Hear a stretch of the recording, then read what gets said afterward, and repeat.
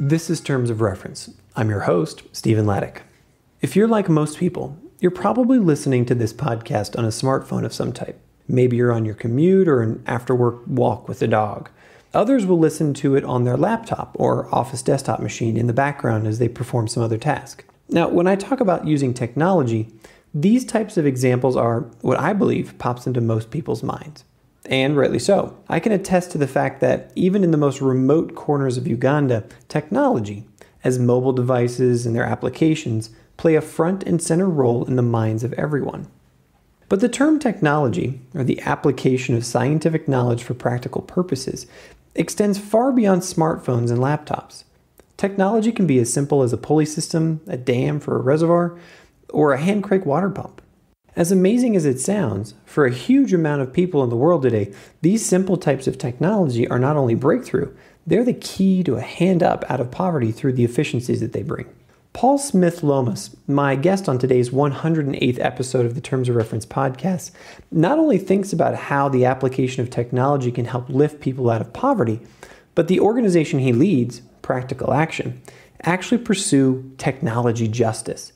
That is, they seek to create a world in which technology and innovation is used to end poverty and provide a sustainable future for everyone on our planet. Paul's professional background is as a mechanical engineer. He worked originally in the water treatment industry in the UK before going on a VSO assignment in 1985 to Eastern Sudan, where he set up water and sanitation systems for refugee populations from Eritrea and Ethiopia. He then worked with ActionAid in the Nuba Mountains, still focusing on public health engineering with rural communities. After a short spell in the commercial sector, Paul returned to the voluntary sector in 1991 as technical advisor for Oxfam, based in the UK. He was awarded an MBE for services to international development. Prior to joining Practical Action, Paul was the regional director for Oxfam in the Horn in Eastern Africa, where he managed a large program covering development, campaigning, and emergency response. I spoke with Paul in Warwickshire, England. Hello, Paul. Thank you so much for being on the Terms of Reference podcast today. Very happy to be here. Nice to talk to you, Stephen. Paul, where do we find you sitting today? Where are you at in the world? I'm in Warwickshire, in Practical Action's head office, which is in a place called Bolton-on-Dunsmore, which is tucked away in Midlands, England. You know, to my American ears, that just sounds magical. I love that. That's fantastic. You mentioned your organization already, Practical Action. Why don't we start off by you telling us about, what is Practical Action? I know you've recently celebrated 50 years out there helping people in the world. What do you focus on? What is it, the work that you do? Our work is finding ways to use technology to help poor people, to help themselves, if you like. And we work across Asia, Africa, and Latin America. Dive me down that beautiful rabbit hole that we love to talk about here, technology. A first visit to your website for anybody will realize this is not necessarily mobile phones, although that's probably a part of it. What does that mean? I reached out to you and I wanted to have this interview specifically to talk about technology justice. So what does that mean? Well, it means that technology for us has been a fantastic enabler for humanity over the course of millennia. Whether it's the invention of the wheel, discovery of fire, the Industrial Revolution that brought widespread mechanization, or agricultural techniques, thousands of ways in which technology has enabled people to improve their lives. But we see so many people in the world who don't have access to perhaps sometimes incredibly simple technologies that would make their lives better. So nearly 3 billion people in the world still cook on some sort of open fire, and as a consequence of that suffer some devastating impacts on their health, as well as the physical costs of fueling a simple stove. So our work is about trying to find often really simple technical solutions and putting them in the hands of people so that they can live the kind of life they want to live in a way that doesn't threaten the planet. And that for us is a really important part of how we help people to choose the technologies that work for them, but also technologies that work for the planet as well. Are there particular ways that right now, as I mentioned earlier, the organization is 50 years old.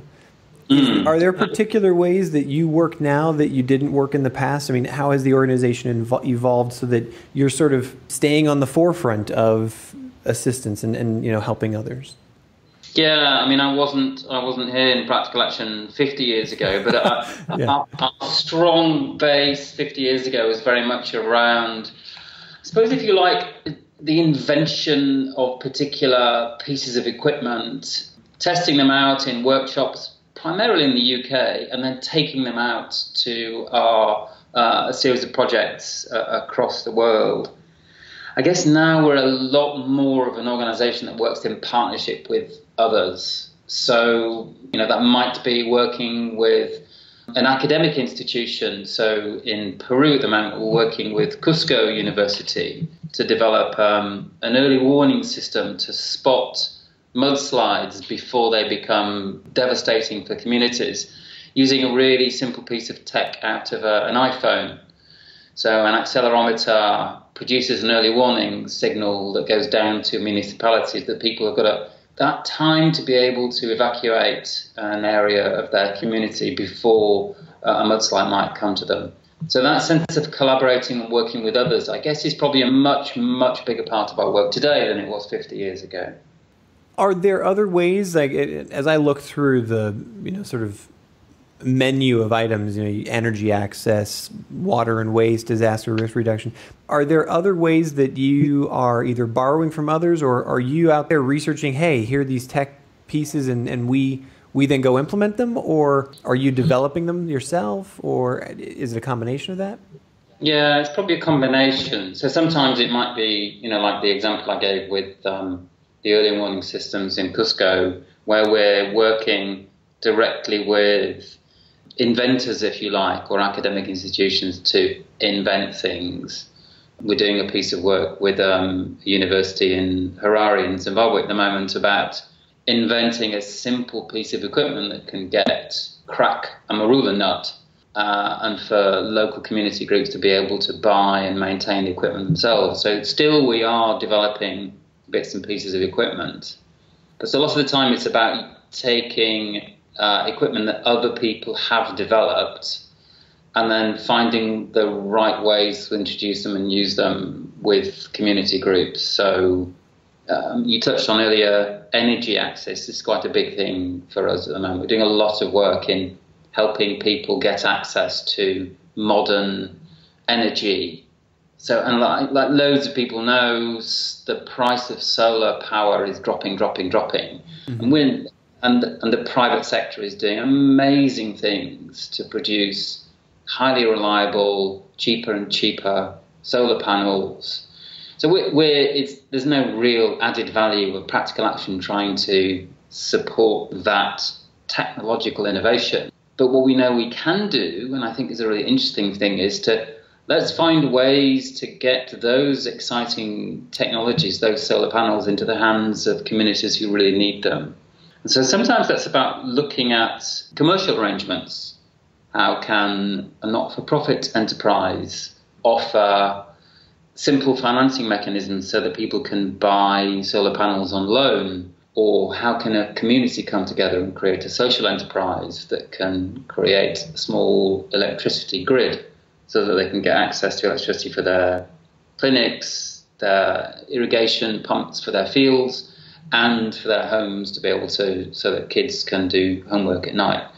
So sometimes it's about our technology, but often it's about others' technologies and finding ways to introduce them and share them with other people around the world.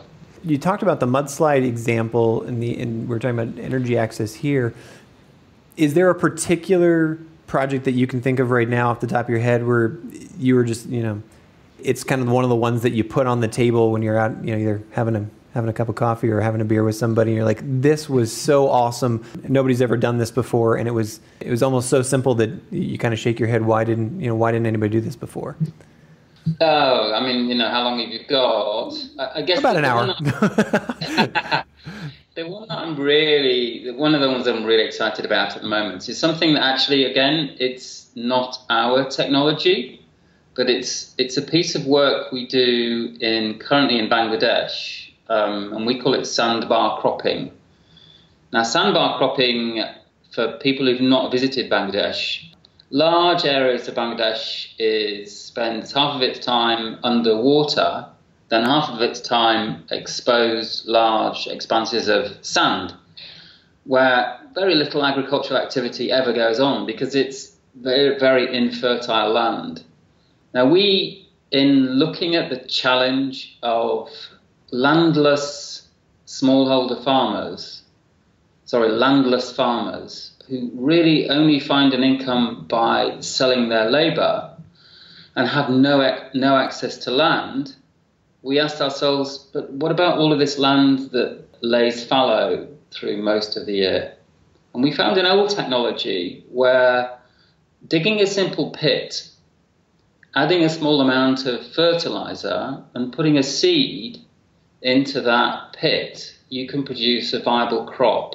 And we now have a growing program that we call our Pumpkins Against Poverty program.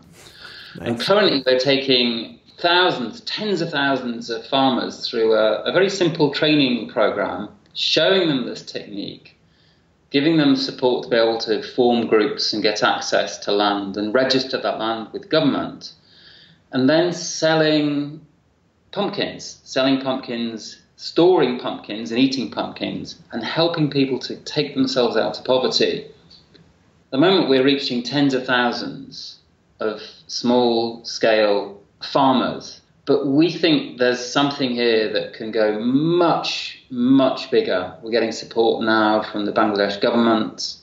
We're getting recognition from the United States government and support from the British government. And we think that it could go nationwide across Bangladesh and maybe across other parts of Asia as well. So that's one that really excites me at the moment. What strikes me at this is, and this happens in many of these conversations about innovation within the aid and development business, is you just described it. You dig a pit, put some fertilizer in, add a seed, and it's wow, it's working, and there's something amazing here. How do you walk the line as the director of this organization in finding innovation and making sure that you're finding these simple solutions as well as some of the more complex tech-driven ones, or I guess information technology-driven ones? Is there a process that you go through? Yes and no, I suppose. We've got the real base of all of this comes from our staff working in a limited number of countries, about a dozen countries where we've got a long-term presence, and we've got staff who understand the organisation, and partners who work with us for, in some cases, decades.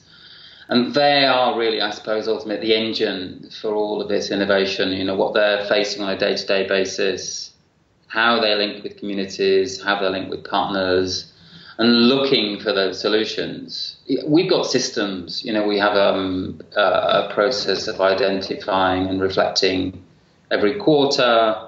We have a thing called our program document, which articulates what are the issue that we're working on, what form of innovation are we trying to engage in, and then once we've developed and proven an approach or a technology, the next challenge for us is always, how do we take that experience to scale? So how do we then capture the knowledge, capture the learning, share it with other practitioners, perhaps share it with government, perhaps take it and engage with the private sector. So we have this thing called our program documents, and I guess that's where we try and institutionalize that thinking. But I guess in reality, a lot of this goes on around the equivalent of the water cooler, around the coffee machine and the tea bazaar and things as well. So one of the aspects of this that I find really interesting is how you are sharing with other organizations. Is it the traditional paths of conferences, workshops, webinars, these kinds of things? Or are there other ways that you have found to disseminate information so that it's recognized, it's out there, people know it exists? Or is it more passive?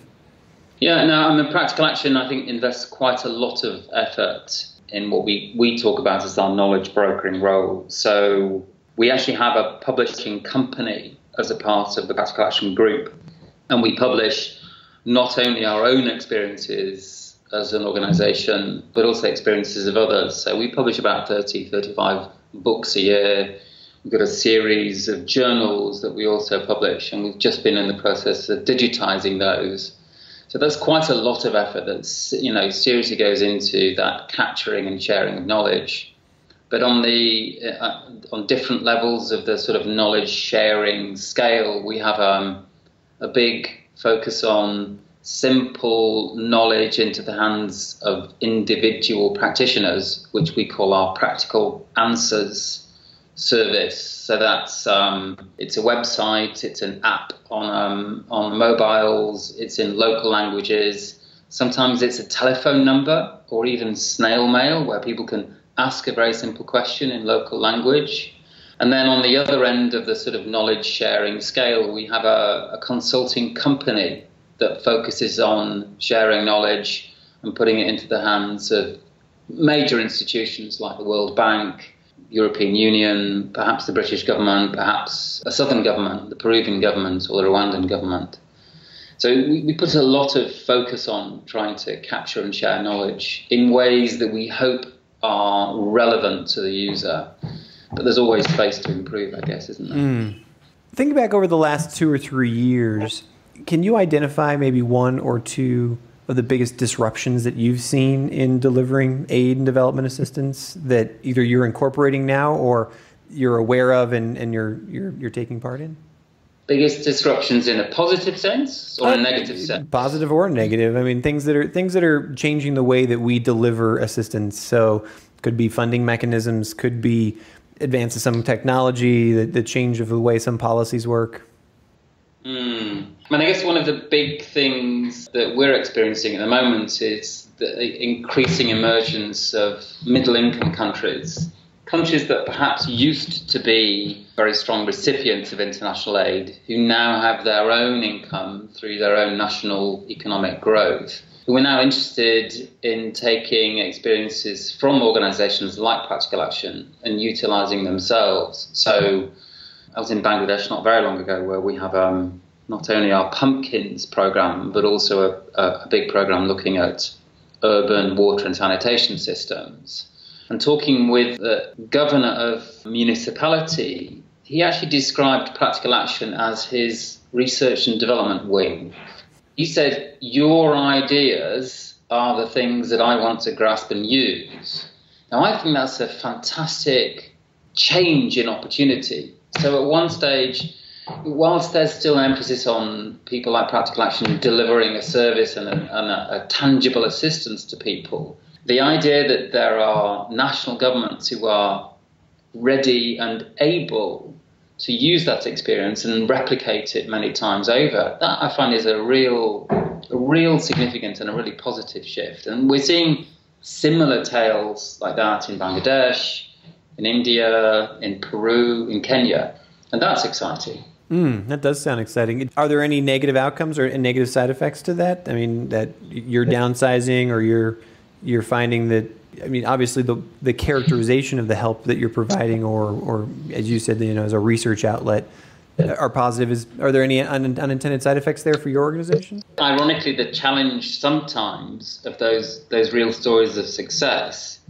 means that you're almost forced to move away from something that's been a story of success for perhaps a number of years. So we've done a lot of work over the years in generating micro hydropower. So take a small stream with a small community in, say, in this case, I'm thinking of rural Nepal, miles away from the national grid, frankly, decades away from ever being connected to the grid. But take a small stream and put a small hydroelectric power station in there, and you can create a little electricity grid that will give you a certain amount of power to run maybe power for a clinic, for a school, connection to a number of households, and maybe a small support for small industrial activity in a rural level. Now, we've been doing this for a number of years in Nepal, and over the years have developed with government basic minimum standards. We've supported the development of a private sector who can now manufacture their own hydroelectric generating equipment And indeed now private sector come forward and they can invest in and develop their own little electricity mini grids. Now the great story of success on that is that there's an example where with backing from government, backing from banks and private sector actors, we now don't have a role. Now on the one level that's fantastic, but on the other level it forces us now to look for something else to do. So we're now pushed to innovate again. I guess that's a very positive story. I was just going to say, that's the holy grail, in my opinion, right? Absolutely. But for our staff, they look at a piece of work that they were really proud of, that they're no longer doing, and they kind of miss that opportunity. So it's a challenge, but I think it's a very positive challenge. How do you fund these innovative practices of yours? Do you have a pool of money that you set aside and, you allow people to take risks, or is it all happenstance, people taking chances on their own initiative, or is there a directive about that? Well, we have little bits of money that we earmark to support people. So we've had little we call them challenge funds in the past, where people have come forward with an idea that says, okay, if you can give me a little bit of money, then I can try this idea that hasn't been tried before, without necessarily the pressure of delivering results that you might get from, say, a traditional aid donor like DFID or USAID. So we've had those, but generally people find space to innovate within projects and with the programs that they're running on a day-to-day basis. Or when the next generation of programs in a particular sector, I suppose that's also the time when people get creative. How do we take a program that's just closed and innovate so that the next round of activity goes on and builds on the experiences of before? When you have a project like the microhydro, God, boy, talk about losing your words. How do you recognize ultimately that has become for lack of a better term, a standard operation, right? Or something that you can hand over, quote unquote. Is there a process that you've determined, you're like, hey, we know that when it gets to a certain critical mass, or when there's enough users, or we notice that, we just don't need to show up anymore and it functions? Is there a process you've identified to turning something from an innovation into a standard operation? Yeah, that's a good question. And I guess, there is an answer in that we have this system, we talk about our programs, and a broad program of work has this at the base of an inverted triangle, has an innovative particular project or activity that we're working on. And then the next step up, we talk about our effort of brokering knowledge. And then the next step up, again, a third layer of an inverted triangle is sharing that knowledge with other practitioners so that they pick up the experience and ideas and adapt their own practice or working policies around it. So we have this sort of mechanism of articulating what we intend to do, and then we have an annual impact review process which asks ourselves to reflect against that aspired direction of travel. Have we achieved or not?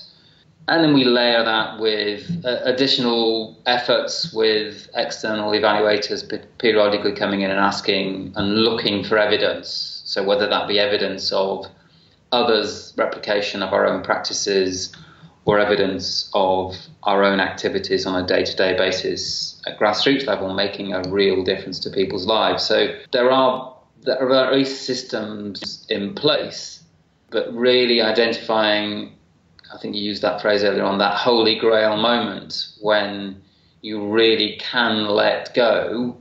I wouldn't like to say I have the perfect answer to that question. And obviously you work across such a broad section of activities that there's probably necessity, out of necessity, there's probably different ways to recognize that. I mean, if you're talking about a financial instrument, it's a lot different than if you're talking about access to water. What about failure? We hear an awful lot in the world today about failing fast with innovation, about, building it quickly so that, you can figure out what doesn't work. How does that work in your organization? And is there an example of, something you've tried that really just fell on its face that you could tell us about? That's a good question. And we, as an industry, I would say the international development sector has a bit of an allergy. Yeah, we're not so good at talking about it. Failure. We always like to sort of celebrate success, don't we? I mean, answer to the question, have I got an interesting example of failure? Yeah, I mean, one that comes to my mind immediately is it was around an innovation challenge fund that we offered.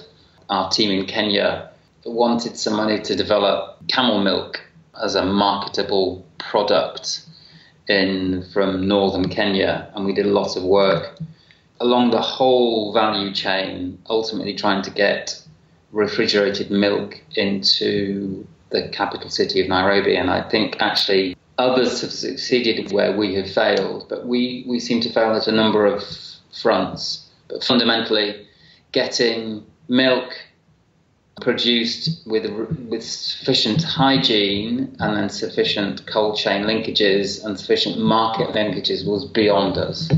So there's an example where we thought we had a really great idea. Whatever it was, it didn't work for us. It's kind of exciting to think that someone else managed to succeed where we'd failed. I'm lucky enough to have lived in the country of Jordan for several years, and I remember camel milk being actually more of a special treat than something that people would want in their regular daily diet. I could be wrong there. A couple more questions for you. One is, who do you pay attention to outside of practical action and obviously the people that are on the ground and innovation that bubbles up? Is there anybody out there that you pay attention to, blogs you read, personalities that you especially tune into or anything like that? I mean, I guess I'm particularly interested in organizations like IAED and IDS, and organizations that are a little bit more rigorous in their research. So how do you one thing is sort of the anecdotal approach to what's happening, where do we think successes are, but the extra rigor of a research institution, finding the real sort of robust evidence behind what you maybe feel is right in your gut. I think that's an area that I'm interested in following more. I'd like to think of ways that we are beginning to partner more and more with those academic institutions and finding a way where there's a common ground between what we sometimes refer to our own muddy boots, partnering with people who've got a little bit more of a scientific or diligent research, evidence-based background. I like that. The final question for you is, outside of the work of practical action, outside your technical areas and the work that you deliver on the ground, is there a particular piece of technology or program or project or initiative that you think is super cool that you think some of our listeners should know about? And basically it's an opportunity to geek out on something that you think is really cool out there. The thing I'm most excited about at the moment is the world of off-grid electricity. So, I mean, maybe it's not that geeky. Oh, that sounds pretty geeky to me. Yeah. Okay. So there you are, you see. It just shows what it is. Coming from a technology-based organization. The world of off-grid electricity, I think offers amazing opportunities. So, as maybe I mentioned earlier on, 3 billion people who don't have access to electricity, don't have access to power to be able to turn on a light, power a phone, maybe power small industry at home. And we know that while grid is perhaps the holy grail that everybody might expect, you and I living in a developed world experience 24-hour power, for many people that really is decades away. But with solar power, with hydroelectric power, perhaps with wind, and with clever ways of linking all those different sources together, it's possible to put electricity into the hands of those 3 billion people really, really quickly, and far faster than current models of development are going to take us. So United Nations Sustainable Energy for All initiative reckons that it's a 2030 target that we might not reach. We're in a consortium with a group called Power for All, who believes there are business models out there that if you can put the right money behind those off-grid systems, those solar systems, those hydroelectric systems, that for something like 10% of the cost and at twice the speed, then those 3 billion people who don't have that electricity today can have it in a very, very short period of time. And that really gets me excited. I have to agree with you. Those are some pretty exciting prospects. Paul, thank you so very much for spending some time with us today and telling us about practical action. It's been a great conversation. Great. Thanks very much, Stephen. Good to talk to you. You've been listening to the Terms of Reference podcast from 8preneur.com. Subscribe to us on iTunes.